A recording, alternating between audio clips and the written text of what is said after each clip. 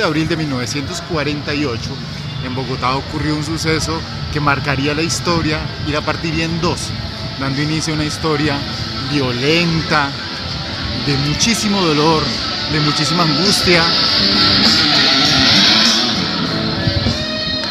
de desplazamientos. Pasada la 1 de la tarde del 9 de abril de 1948, en este punto de la ciudad de Bogotá, mataron a Gaitán. Jorge Eliezer Gaitán fue un político colombiano que logró, a punta de manifestación social y de movilizaciones, quedarse con la dirigencia del Partido Liberal Colombiano.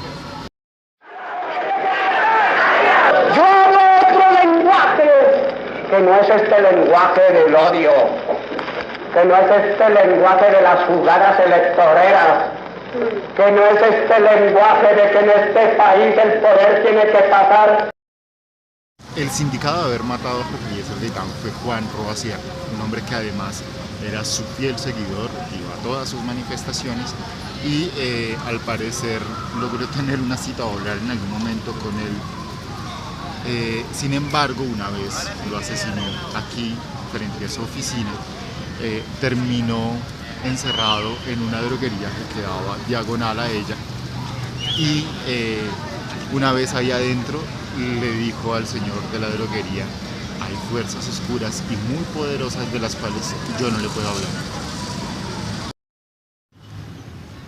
Juan Roa Sierra después terminó siendo vinculado como miembro de una secta llamada los Rosacruces y también miembro del partido nazi, de lo cual nunca se dieron pruebas ni se pudo determinar la fidelidad de esa información. Sin embargo, valdría la pena hacerse la pregunta de ¿a quién beneficiaba la muerte de Gaitán? ¿Quiénes terminaban siendo favorecidos si lo sacaban de la arena política? Y ahí hay dos actores principales en la política colombiana a los que les servía bastante. Lo primero era al Partido Conservador, al cual él era opositor natural, y por segundo al mismo Partido Liberal al que le había logrado arrebatar la dirección a sus antiguos y, bueno, más representativos miembros. Si bien la muerte de Gaitán nunca fue esclarecida, es interesante saber que para esa fecha había aquí en Bogotá un miembro de la CIA y que hay archivos clasificados dentro de la CIA que a la fecha no conocemos, pero que se sabe que existe. Si eres colombiano, si eres colombiano, si eres colombiano, lo tienes que probar. Este es el momento, este es el momento, este es el momento, la paz hay que salvar. A la presidencia, a la presidencia, a la presidencia, Gaitán tiene que ir. El pueblo lo quiere, el pueblo lo quiere, el pueblo lo quiere y él se hace sentir. Vamos a la carga, vamos a la lucha, vamos a la carga, vamos con el grito, ¡libertad!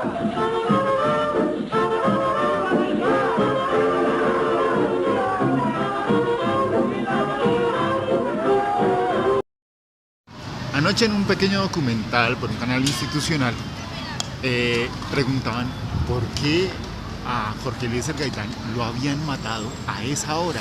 Si en últimas era mucho más sencillo haberlo matado frente a la casa, a una hora donde pues, no hubieran armado alboroto, donde probablemente la gente no se habría enterado sino hasta el otro día.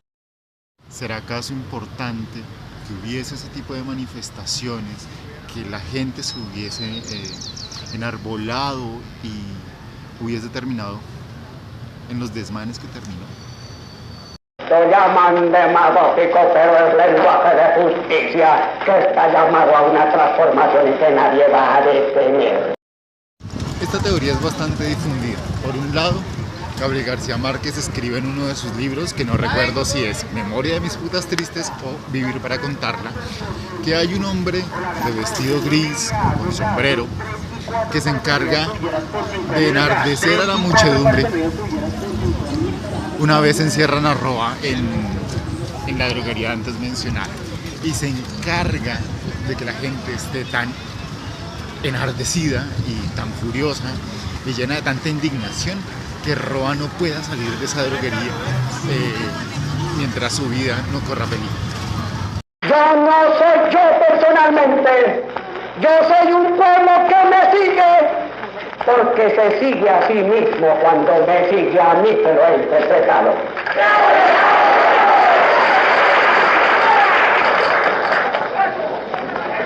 Yo no soy de los caminos que están llevando a la multitud, me siento llevado por ella. De ser cierta esta teoría, a Gaitán lo mataron a la 1 de la tarde con toda la intención de que el pueblo terminara rebelándose y generando violencia, porque era sencillamente lo que se necesitaba, que sería aún más triste y doloroso de lo que siquiera nos llegamos a imaginar, porque después de la muerte de Gaitán van 73 años en los que nadie ha tenido un día en un país en paz. Gaitán para la fecha ya había sido alcalde de Bogotá, había ocupado un ministerio público. Sin embargo, la pregunta es, ¿habría podido ser Gaitán presidente de Colombia?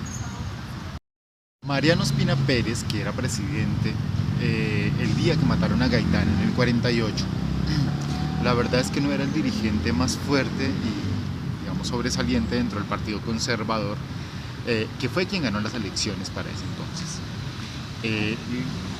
Curiosamente, al parecer siempre hubo alguien que estuvo actuando detrás de él, que era un dirigente muchísimo más fuerte, ya que en últimas él era más bien una cabeza poco visible, pero que digamos funcionó para tomar medidas autoritarias con la intención de mantener el poder.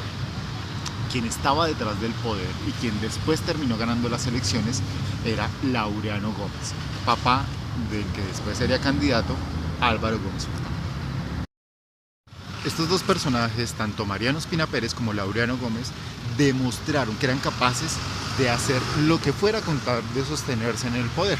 Tanto así que se dedicaron a pacificar, entre comillas, y qué palabra tan fea porque no es más que un eufemismo, para ser capaces de decir que el poder vale por lo que sea, por la muerte, por el dolor y bueno, todo lo que causaron.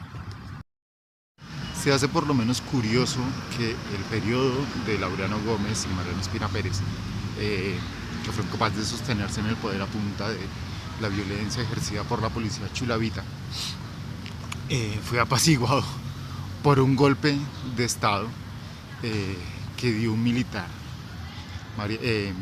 Gustavo Rojas Pinilla, que a su vez cometió un montón de vejámenes y se portó como una persona de verdad autoritaria y como un dictador.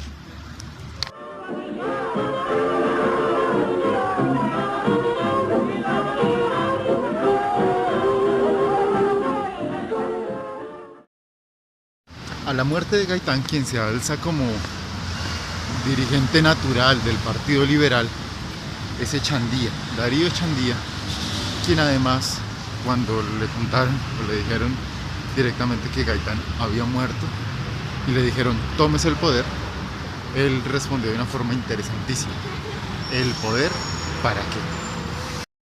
Sin embargo, habían otras personas en el Partido Liberal que lo que pretendían no era tampoco gestos de paz y reconciliación. Dentro de ellas estaba la esposa de Gaitán, que en últimas también quería armar una revolución y de una u otra forma también tomar venganza por la muerte de su esposo.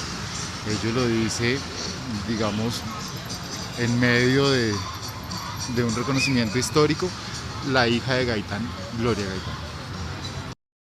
Y en medio de todo este recuento histórico, seguimos con la pregunta: ¿habría llegado Gaitán a ser presidente de Colombia? Y yo honestamente creo que no. Uno, porque el Estado conservador, pues el Partido Conservador en cabeza de Mariano Ospina Pérez y Laureano Gómez no estaban dispuestos a dejar el poder tranquilamente. Vuelve y juega, Rojas Pinilla se tomó el poder a sangre y fuego, bueno, entre comillas, pues Laureano Gómez tampoco terminó muerto. Y desafortunadamente este es un periodo que pasa a la historia como otra cosa nefasta. Porque después de la presidencia, o bueno, de la dictadura de Rojas Pinilla, hay un periodo en la historia de Colombia que conocemos como el Frente Nacional, que no es más que un acuerdo entre liberales y conservadores para turnarse la presidencia, dejando como única alternativa el uno o el otro, creando así el falso dilema de que en Colombia no pueden haber sino dos líneas ideológicas: o eres liberal o eres conservador. En la actualidad, pues, podríamos ver eso de forma muy clara, y es que o estás con el uno o estás con el otro. Porque la participación de los jóvenes se limita a Andrés, Ernesto. No me pregunta por qué Andrés. Ay, porque es más lindo. Sin embargo, ese no llega a ser el mayor problema para que Gaitán hubiese sido presidente. El mayor problema es que en Colombia la política se hace a punta de pasiones y no a punta de argumentos. Gaitán obviamente sabía cómo manejar las pasiones del pueblo, y era capaz de enarbolar las banderas de restauración moral y muchas otras cosas que él mismo acuñó como mensaje y como discurso político. Pero habría que tener en cuenta que Colombia es un país muy godo. Pese a que hemos tenido presidentes liberales, entre comillas, nunca hemos tenido presidentes lo suficientemente de izquierda como para decir que ha habido un cambio estructural en la política colombiana. Y nos acogemos a la bandera que más nos hincha las pelotas porque votamos con los genitales.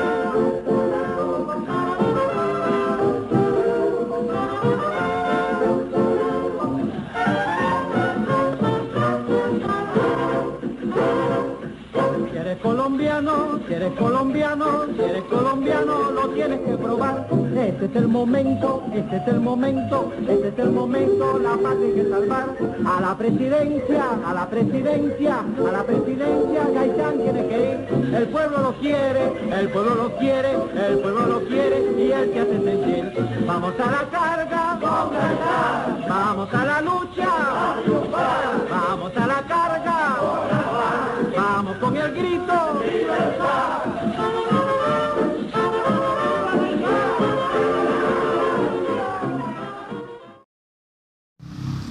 La casa de Jorge Eliezer Gaitán fue expropiada ese mismo día.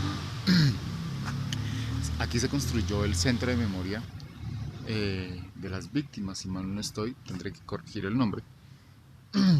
Pero lo cierto es que este museo es una oda al desprecio que muchísimos dirigentes le tienen, no solamente a la historia de Jorge Eliezer Gaitán, sino también a las víctimas de tanta violencia que durante 73 años han manchado de sangre, sudor y lágrimas esta tierra. El enfermo llama en ayuda, están obligados a dar la transfusión de su propia sangre si necesario fuera. ¡Pueblo! ¡Por la restauración moral! ¡Jala! ¡Pueblo! ¡Por vuestra victoria! ¡Jala! ¡Pueblo! ¡Por la derrota de la oligarquía! ¡Pueblo! ¡Por vuestra victoria! ¡Jala! Para concluir, un par de preguntas que dejamos en el aire, ya más como para que se respondan ustedes mismos o para que reflexionemos un poco. Lo primero es qué tanto ha cambiado nuestra política y si todavía vemos las cosas como blanco, negro, o si todavía andamos en el falso dilema de liberal, conservador y en este caso derecha o izquierda. esa respuesta la deben dar ustedes.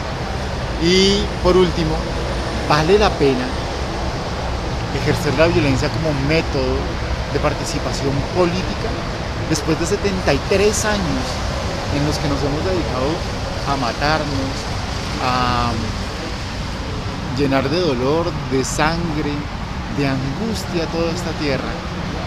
¿Valdrá la pena seguir en las mismas y con los mismos dirigentes?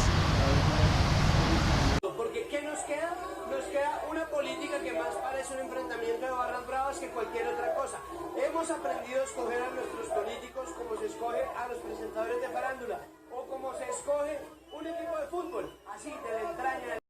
Me estás diciendo que es decir, el hecho de que yo esté haciendo un video sobre Jorge Eliezer Gaitán, sí, claro, y que digamos, el periodo es difícil, cosa que yo entiendo, hoy es 8 de abril y el 9 de abril se conmemoran 73 años. De hecho, es por eso que estoy haciendo el video. Algún video. Y lo digo de frente, o sea, no hay ningún inconveniente. Yo hago el video con la intención de hacer una rememoración de la vida de Gaitán, del periodo de violencia que ha vivido Colombia en estos casos, y por eso vine hasta acá, hasta la Casa Museo. ¿Sí? Ahora, si crees conveniente o crees que yo termino siendo sospechoso por alguna cosa de la Casa Museo, pues no, todo lo contrario. Lo que estoy diciendo es que me parece que el sitio lo tienen absolutamente olvidado, que está hecho miércoles desde hace ratos, que es es un sitio que debería ser recordado. ¿Cómo? ¿Este sitio de acá? No, no solamente ese sitio, incluso la casa. Ah, no, sí, claro, eso está, mejor dicho. Que toca es uno también informarse bien, porque es que lo que pasa es que yo no sé desde por allá de a dónde, pero no me voy a decir. Ok. Algo muy aparte. Ok, o sea, como